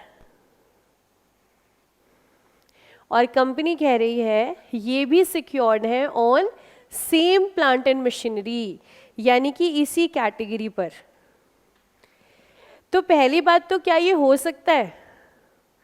हो सकता है ना, क्योंकि वैल्यू एसेट की बहुत ज़्यादा है। आपका पहला इशू था 30 लाख का, अगला था 20 का, तो आपकी लायबिलिटी तो 50 की ही क्रिएटेड है और एसेट कितने का है, 70 का। तो ये पॉसिबल है, बिल्कुल पॉसिबल है। और यहाँ पर डिबेंचर्स का नामकरण हो गया है लॉजिकल, समझ गए होगे आप। इसको बोल दिया फर्स्ट मॉर्टगेज डिबेंचर, इसको बोल दिया सेकेंड मॉर्टगेज डिबेंचर। अब सपोज कंपनी 1 साल के बाद और इश्यू लेकर के आए, सपोज कंपनी ने किए 8% सिक्योर डिबेंचर्स 10 लाख के, और कंपनी ने कहा हम इसी पे देना चाहते हैं सिक्योरिटी प्लांट एंड मशीनरी पर। तो अब law says third mortgage is not allowed. अब एक एसेट पर कितनी बार मॉर्टगेज हो सकता है, 2 ही हो सकता है बस मैक्सिमम। तो हमारी कैटेगरी है फर्स्ट मॉर्टगेज डिबेंचर और second mortgage debenture. There is no category called as third mortgage debenture, that is not allowed. तो पहला हो सकता है चार्ज और दूसरा हो सकता है। तो हमारी सबसे पहली कैटेगरी है सिक्योर्ड एंड अनसिक्योर्ड। सिक्योर्ड में फर्स्ट मॉर्टगेज, सेकेंड मॉर्टगेज या फिर fixed charge and floating charge. देखो इतना क्लियर। आगे चलते हैं next category.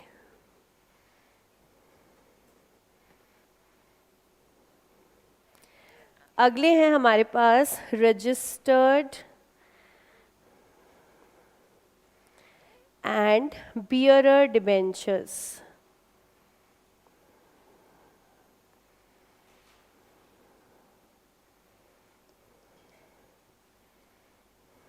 Registered and bearer. Registered का मतलब, इसको लिखेंगे हम हिंदी में, जिसका नाम लिखा है,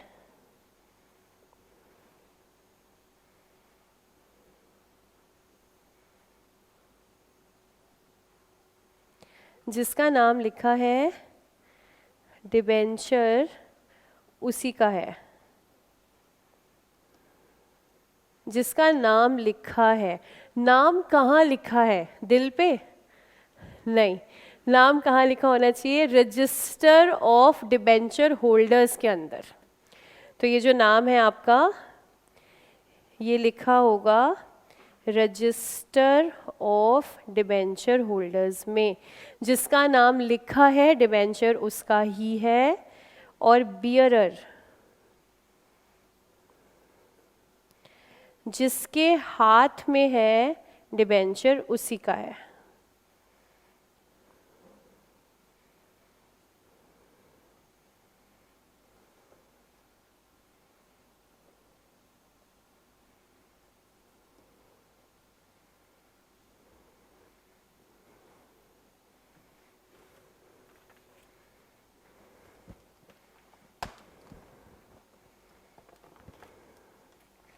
रजिस्टर्ड मतलब जिसका नाम लिखा उसी का, और बियरर मतलब जिसके हाथ में है उसी का। मान लो एमकेजी और मून के ना आपने डिबेंचर्स खरीदे, तो खरीदे तो आपने पैसा लगाया, बदले में आपको डिबेंचर सर्टिफिकेट मिल जाएगा। शेयर तो हमारे सारे डीमैट है, लेकिन डिबेंचर आपको सर्टिफिकेट जो है उसका मिलेगा। तो सपोज आपने खरीदे 9%, फेस वैल्यू 100 आ रही है डिबेंचर्स की, आपने 100 डिबेंचर्स खरीदे, 100 डिबेंचर्स खरीदे आपने, तो आपने पैसा इन्वेस्ट कर दिया कंपनी में 10,000।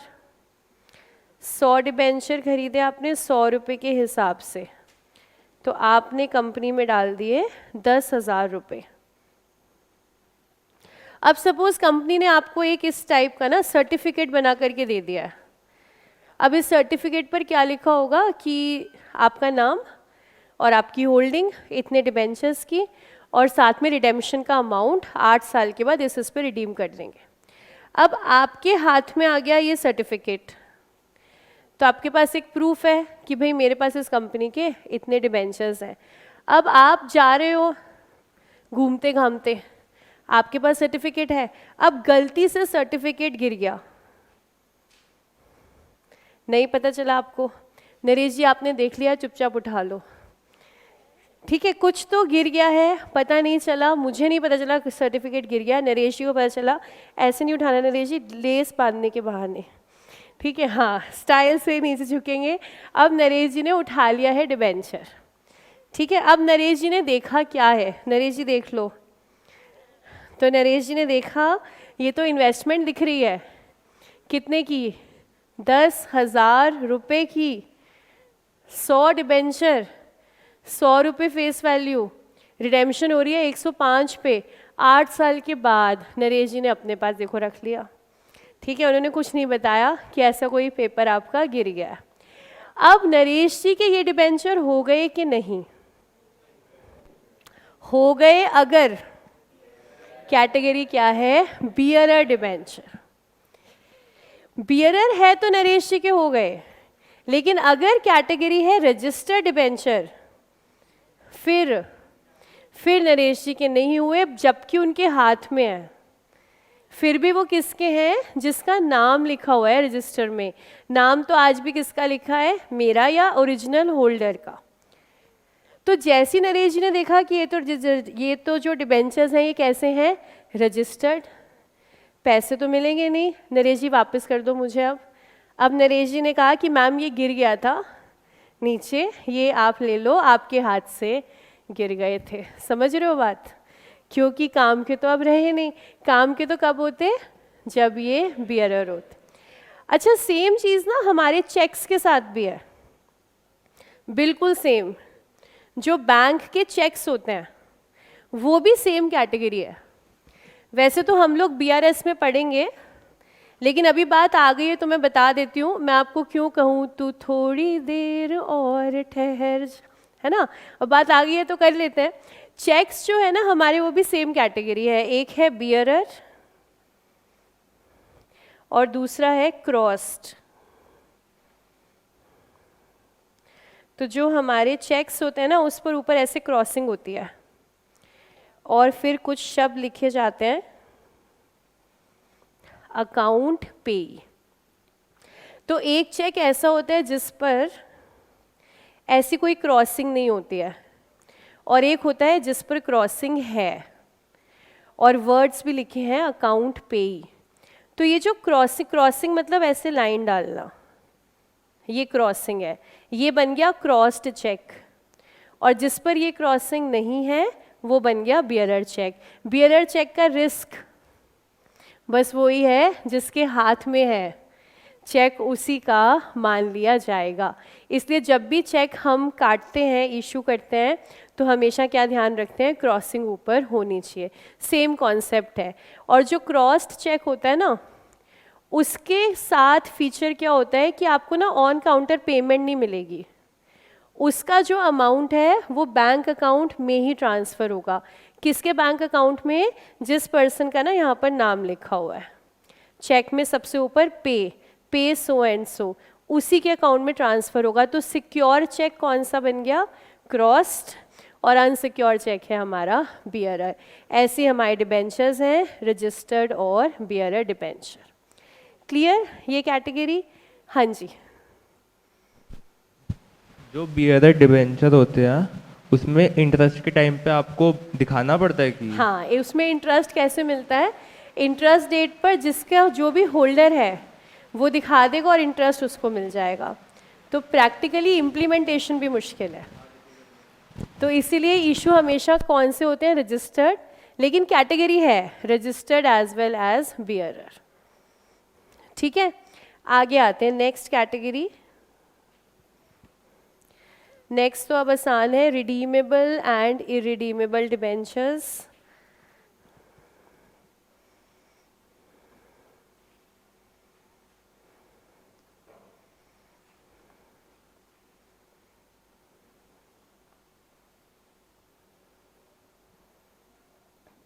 इरिडीमेबल का दूसरा नाम है परपेचुअल।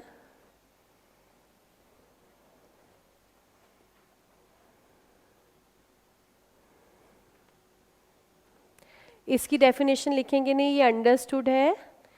रिडीमेबल जो एक टाइम के बाद रिडीम हो जाएंगे, irredeemable which are issued for life time.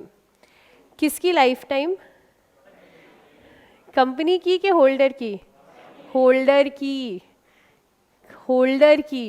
Company तो बहुत लंबा चल रही है, कंपनी तो कितने साल चल रही है, होल्डर जब तक है उसकी लाइफ टाइम तक। अब आपकी क्या डेथ के बाद भी देते रहे हम? हाँ, नॉमिनी को, उसको देते रहे हम, कब तक? जब तक हमारी भाई ऐसा क्या गुनाह कर दिया हमने, ऐसा क्या गुनाह कर दिया हमने कंपनी चला के, तो मिलेगा आपको लाइफ टाइम इंटरेस्ट होल्डर की लाइफ तक। हाँ जी बोलिए। Hello hello hello hello. Ma'am, अगर वो सर्टिफिकेट मैम गिर गया और फाड़ दिया किसी ने तो पैसे नहीं, मिलेंगे? ऐसे तो कॉपी होगी ना, कंपनी के पास भी तो कॉपी है ना सर्टिफिकेट की। ठीक है। ऐसे तो बहुत आसान है, तुम्हारी प्रॉपर्टी के पेपर इधर उधर हो जाए और फाड़ दे कोई तो बस फिर प्रॉपर्टी हो गई ट्रांसफ़र, है ना। पेपर्स तो अगर हो भी जाए मिसप्लेस तो कोई बात नहीं, गवर्नमेंट डिपार्टमेंट से दूसरी कॉपी मिलेगी आपको, तो उसका इशू नहीं है। ठीक है, आगे आते हैं। फोर्थ, बहुत ही भोले बच्चे हैं। अगली category, convertible and non convertible debentures.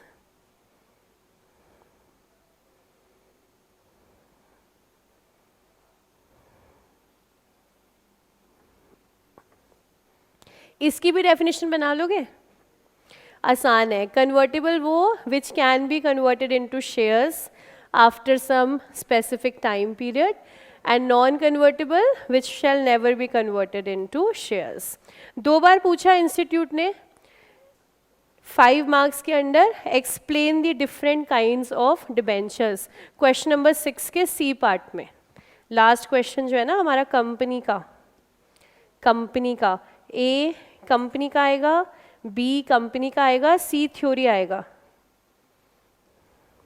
तो यहाँ पर इंस्टीट्यूट ने 2 बार पूछा है अभी तक, explain different kinds of debentures.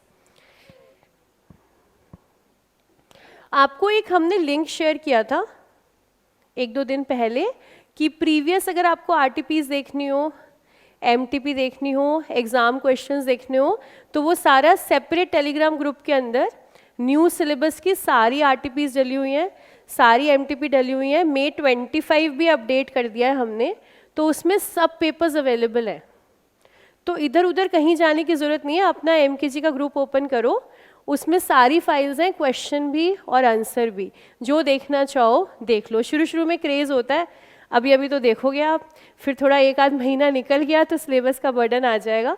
अभी थोड़ा फ्री हो, खाली हो, हालांकि तुमने बताया नहीं हो, मैं तो सोच रही थी खाली हो तुम, फिर भी तो अभी अभी ना एक होता है कि देख ले यार, तो खोल के देख लो, जितने टॉपिक कवर हो चुके हैं उसके क्वेश्चन देखना चाहो तो देख लो। तो 6 के सी पार्ट में 2 बार आया हुआ है, explain different kinds of debentures. 5 marks में इतना लिख कर के आओगे आराम से, पूरे 5 नंबर आपको मिलेंगे। ठीक है, हम आते हैं अब अकाउंटिंग पर। जर्नल एंट्री बनाएंगे अब इशू ऑफ डिबेंचर्स की।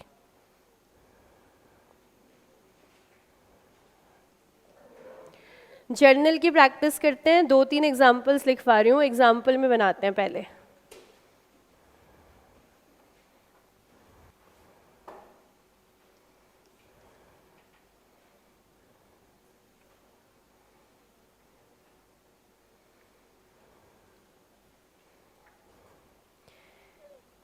सबसे पहले इशू करेंगे डिबेंचर्स हम, फेस वैल्यू है 100 रुपये,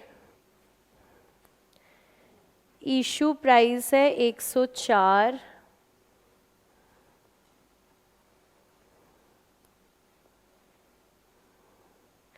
नंबर ऑफ डिबेंचर्स हैं 5000। क्या 100 का डिबेंचर 104 में इशू हो सकता है?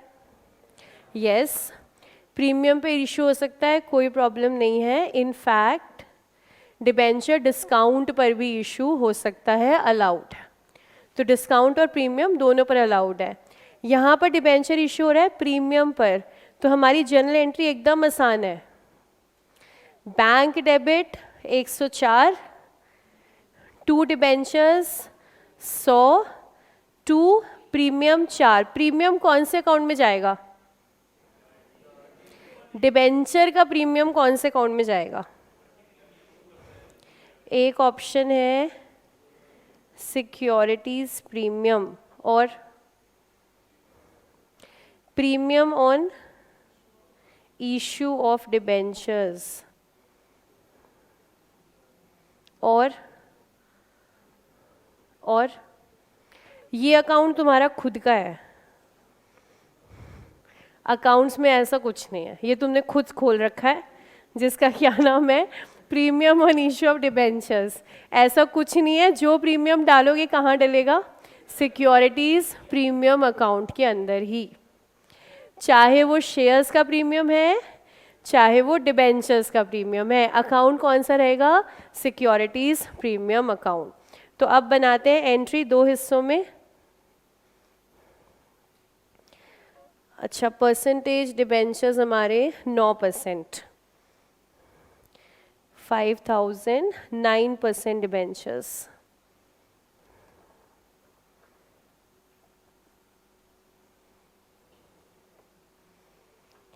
Bank debit to debenture application,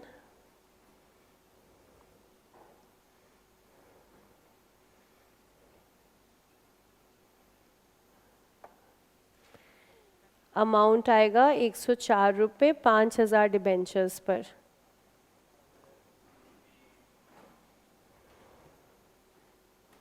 और अगली entry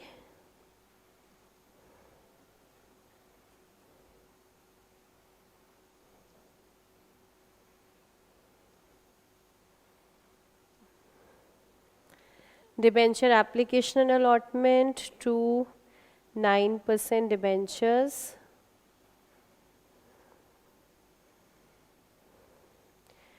to securities premium.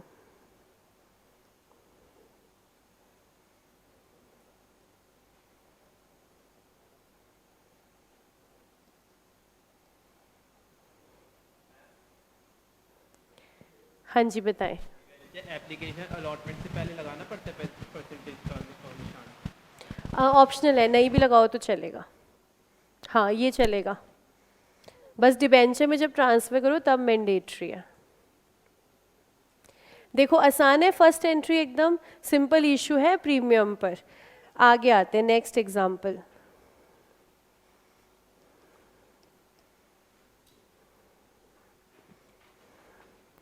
Face value 100, issue price 95, बाकी सेम रहेगा वही 5000 9% डिबेंचर्स इशूड। तो अगर डिबेंचर जा रहा है डिस्काउंट पर तो हमारी एंट्री सबसे पहले तो सिंपल वाली entry, bank to debenture application and allotment 95 rupees आएंगे।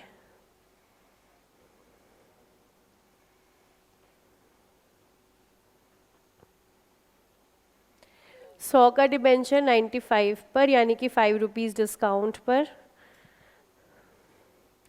उसके बाद debenture application and allotment debit,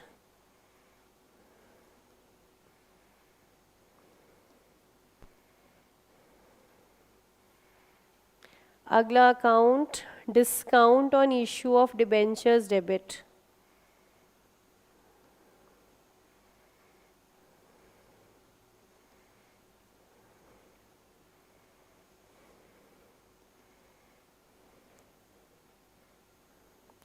$95 की फेस वैल्यू, 5 का डिस्काउंट, 2 डिबेंचर्स।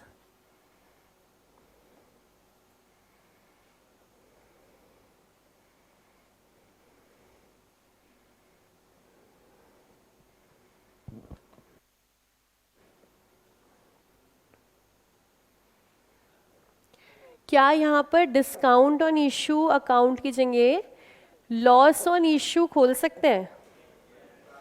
बिल्कुल नहीं। क्या यहाँ एग्जाम्पल 2 में, क्या यहाँ एग्जाम्पल 2 में डिस्काउंट ऑन इशू की जगह लॉस ऑन इशू खोल सकते हैं? बिल्कुल भी नहीं खोल सकते हैं। लॉस ऑन इशू अकाउंट सिर्फ तभी आता है जब दो नुकसान होते हैं, सिंगल नुकसान पे नहीं आता, दो नुकसान पे आता है। सिंगल नुकसान पे डिस्काउंट ऑन इशू आएगा, लेकिन जब आपके दो नुकसान हैं, कौन कौन से? Discount on issue plus premium on redemption, तब आप कौन सा अकाउंट ओपन करोगे? Loss on issue. तो अभी ओपन नहीं करना है, ये आएगा जब डिस्काउंट ऑन इशू के साथ साथ प्रीमियम ऑन रिडेम्पशन है।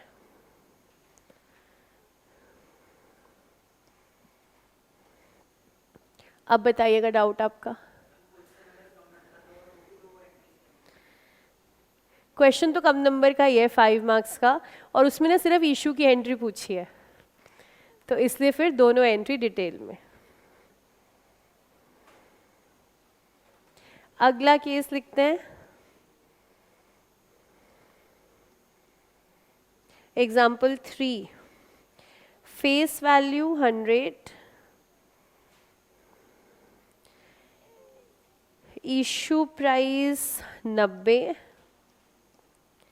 Redemption value 105। Face value 100, issue price 90, redemption value 105। इसकी बनाते हैं एंट्री। वो तो बाद में करें, वो तो क्वेश्चन करते हुए करेंगे ना, अभी क्या, अभी तो कॉन्सेप्ट समझ रहे हैं, ठीक है ना। डिस्काउंट को राइट ऑफ कर देंगे, पूरे क्वेश्चन में कर देंगे लास्ट में P&L टू डिस्काउंट से। अभी तो हम लोग बस बेसिक इशू की एंट्री समझ रहे हैं, वो तो बिल्कुल लास्ट में होगा ना, काम साल के अंत में। अभी तो फिर उसमें डिबेंचर इंटरेस्ट भी आएगा, अभी उसको भी करेंगे, अभी तो सिर्फ इशू की एंट्री समझ रहे हैं। देखो अगला केस देखो, इशू प्राइस 90 है, ठीक है, मतलब 10 रुपये डिस्काउंट पर इशू है, और रिडेम्पशन की वैल्यू जो है वो 105 है। अब मुझे ना इसमें सबसे इम्पॉर्टेंट बात बताओ, सबसे सबसे सबसे इम्पॉर्टेंट, ये हमें पता है कि रिडेम्पशन 105 पर हो रहा है। हमारी सबसे इम्पॉर्टेंट बात ये है, लॉस ऑन रिडेम्पशन कितना है? लॉस ऑन रिडेम्पशन इंटू विंटू मत करो, सिंपल बताओ, पर डिबेंचर। लॉस ऑन रिडेम्पशन 15 रुपये, और कोई जवाब? 5 रुपये, 5 रुपये, 15 नहीं, 15 नहीं, इसलिए मैंने क्या कहा था, सबसे सबसे सबसे इम्पॉर्टेंट बात, रिडेम्पशन का जो प्रीमियम कंसिडर करोगे वो जाएगा above face value, issue price से नहीं देखना।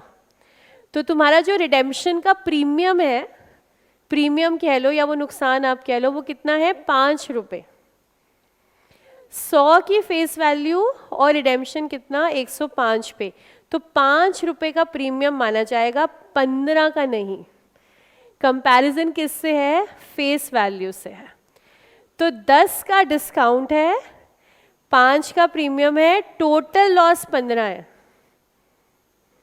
10 प्लस 15 नहीं है ये, 10 प्लस 15 नहीं है, 10 का डिस्काउंट और 5 का प्रीमियम ऑन रिडेम्पशन। बोलो हाँ कि ना? एकदम क्लियर बात। ये एरिया ऑफ मिस्टेक है क्वेश्चन के अंदर, ये ध्यान रखना है कि रिडेम्पशन के प्रीमियम को 15 नहीं मान लेना, 90 का 105 नहीं है, फेस वैल्यू के ऊपर है, 100 का 105 है, तो प्रीमियम कितना है? 5। अब बनाते हैं एंट्री। एंट्री किसकी बना रहे हैं? इशू की। जब ये शेयर्स हमने इशू किए थे उस समय पर हमने एंट्री क्या बनाई थी? तो पहले वाली तो हमारी ऐसे ही है, पहले वाली तो एकदम ऐसे ही है, फटाफट बनने वाली। Bank to debenture application and allotment किस अमाउंट से? 90, मैं 90 लिख रही हूँ, ठीक है, पर debenture.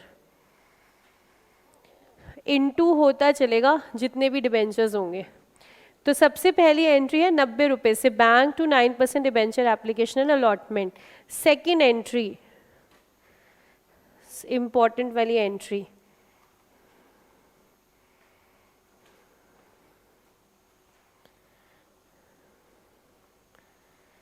Application and allotment debit 90 से। अब अगला अकाउंट मेरा आएगा लॉस ऑन इशू।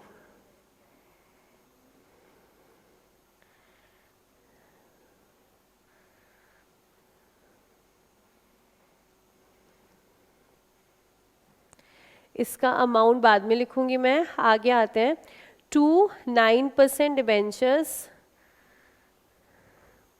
इसमें हम कितना डालेंगे, 100 रुपये फेस वैल्यू, 9% डिबेंचर, और साथ ही साथ हम एक लाइबिलिटी क्रिएट कर रहे हैं, डिबेंचर रिडेम्पशन प्रीमियम।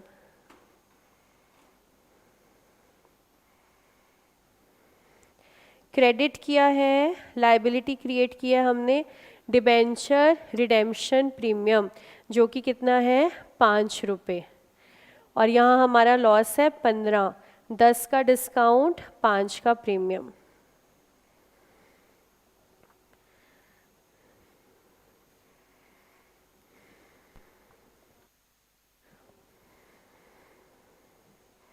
एक चीज़ और समझना यहाँ पर, एक जो आप लोगों ने अभी डाउट पूछा ना कि हम इसको P&L से राइट ऑफ करेंगे कि नहीं, देखो उसमें थोड़ा सा खेल है यहाँ फाउंडेशन के अंदर। शायद से आप लोग 12th में ऐसा पढ़ करके आए हो कि सारा राइट ऑफ कर देंगे एक साथ, है ना? करेक्ट है, करेक्ट है, लेकिन हम लोग जो फाउंडेशन में पढ़ेंगे ना, एज पर ICAI मॉड्यूल, सारा एक साथ राइट ऑफ नहीं होगा, थोड़ा थोड़ा करके होगा over the tenure of debentures. तो डिबेंचर अगर आपके 10 साल के हैं तो ये सारा लॉस एक साथ नहीं राइट ऑफ होगा, ये 10 सालों में होगा, थोड़ा थोड़ा थोड़ा थोड़ा थोड़ा थोड़ा, ठीक है? तो जो हमारे मॉड्यूल में अकाउंटिंग ट्रीटमेंट है हम उसी को फॉलो करेंगे। ऑल्दो लेटेस्ट जो है ना वो वही है जो आप लोगों ने पढ़ा है, सारा एक साथ ही राइट ऑफ हो रहा है, लेकिन हमारे मॉड्यूल में जो है हम उसके साथ चलेंगे, तो हम सारा एक साथ राइट ऑफ नहीं करेंगे, धीरे धीरे। कितने सालों में? 10 नहीं, जितने साल में डिबेंचर्स हमारे रिडीम हो रहे हैं, ठीक है? 5 हो, 10 हो, 7 हो, 8 हो, over the tenure of debentures, ठीक है? ये एंट्री क्लियर है? बोलो। वो एक ही बात है, आप चाहे premium on redemption of debentures लिख दो, चाहे आप डिबेंचर रिडेम्पशन प्रीमियम लिख दो, नामकरण दोनों तरीके से कर सकते हो। आगे आ जाओ, अगला एग्जाम्पल, लास्ट एग्जाम्पल, फिर क्वेश्चन करेंगे। Face value 100, issue price 104, redemption value 110। अगर इशू प्राइस 104 है और रिडेम्पशन वैल्यू 110 है तो प्रीमियम कितना है? प्रीमियम कितना है? प्रीमियम रिडेम्पशन पे, डिबेंचर रिडेम्पशन प्रीमियम कितना है? सोच लो कितना है डिबेंचर रिडेम्पशन प्रीमियम? 10 के 6, 10, बिल्कुल सही, क्योंकि रिडेम्पशन प्रीमियम किससे कंपेयर होगा? फेस वैल्यू के साथ। तो बच्चे चुपके चुपके जो सोच रहे थे 6, फिर वो हंस रहे हैं कि अरे सही है, हमने तो 10 ही बोला, हमने बोला ही नहीं 6। 6 नहीं होगा, ठीक है? कंपैरिजन 104 से नहीं होगा, फिर से समझ लेना, फिर से जान लो। 104 के ऊपर 110 नहीं बोलते हम बोलते हैं 100 के ऊपर 110 जा रहा है, तो जो रिडेम्पशन का प्रीमियम है वो 10 रुपये है, 6 रुपये नहीं। Comparison always with face value. अब बनाते हैं इसकी एंट्री, कंबाइन बना रही हूँ इस बार मैं। Bank debit 104, bank debit 104। अच्छा, अब लॉस ऑन इशू आएगा? अब आएगा, अब आ जाएगा। डिस्काउंट ऑन इशू ना हो लेकिन रिडेम्पशन का प्रीमियम हो तो लॉस ऑन इशू आ सकता है, लेकिन प्रीमियम ना हो, सिर्फ डिस्काउंट हो तो नहीं आ सकता लॉस ऑन इशू। तो यहाँ पर अकाउंट आएगा लॉस ऑन इशू।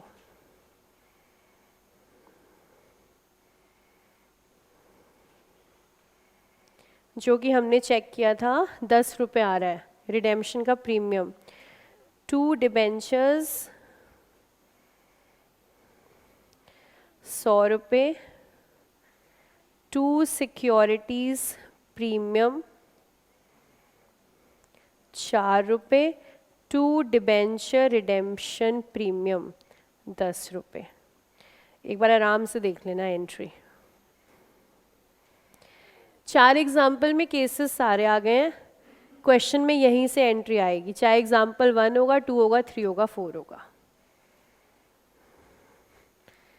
देखो क्लियर? करें फिर क्वेश्चन सॉल्व, क्योंकि आपके दिल से आ रहा है कि मैम आप एक क्वेश्चन सॉल्व कराओ तभी हमें मज़ा आएगा। आ रहा है ना? नहीं नहीं, मैं आपके दिल को आपसे ज़्यादा जानती हूँ, आपके दिल से आ रही है ये बात कि हम एक क्वेश्चन सॉल्व कराओ, अब आप तो मज़ा आ जाए। अच्छा एक कर लो बस, एक। बाकी जो तुम्हारी होमवर्क की इच्छा है वो मैं पूरी करूँगी, आज बहुत होमवर्क दूंगी। हाँ, अभी के लिए एक क्वेश्चन कर लेते हैं, फिर ख़त्म करेंगे क्लास। तो एक अच्छा सा क्वेश्चन आपको क्या करवाया जाए? क्वेश्चन नंबर 3 करते हैं, चलो। Question number 3, page number 350। आ जाओ, क्वेश्चन नंबर 3 देखो। Country Crafts Limited issued 1,008% debentures of 100 each at a premium of 5% payable fully on application and redeemable at a premium of 10। तो आसान है, 105 का इशू है और 110 का रिडेम्पशन हो गया, मतलब 5% प्रीमियम है और ₹10 प्रीमियम पर रिडेम्पशन है। तो इसकी एंट्री बनानी है हमें दो, सिंगल एंट्री नहीं। सिंगल एंट्री चैप्टर आएगा हमारा, बहुत खतरनाक है, और अभी फ़िलहाल हम बनाएंगे double entry.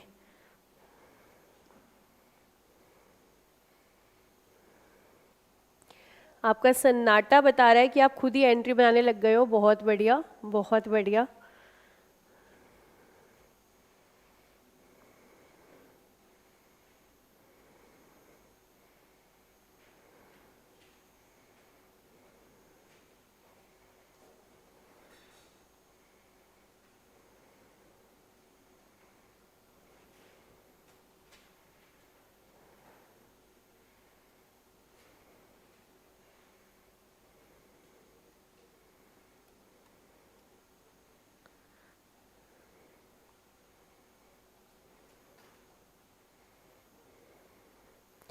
First entry 1000 into 105 से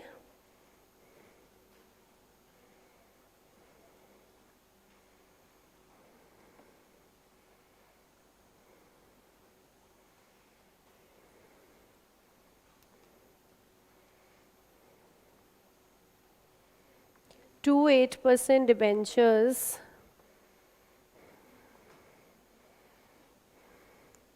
₹100, 2 securities premium,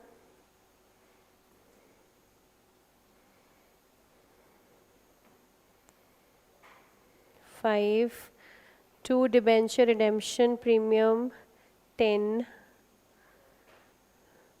loss on issue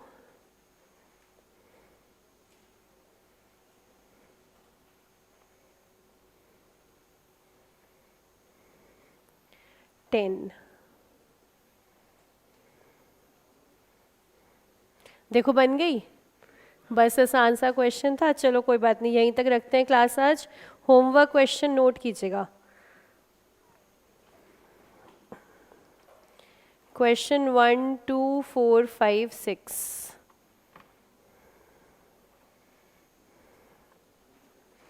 ठीक है, छोटे छोटे सवाल हैं, सारे नहीं दिए हैं तुम्हें, कह रहे हो सारे दे दिए, अभी करेंगे नेक्स्ट क्लास में कंटिन्यूस से। तो 1, 2, 4, 5, 6। तो आज की मुलाकात समाप्त। Thank you so much and keep smiling.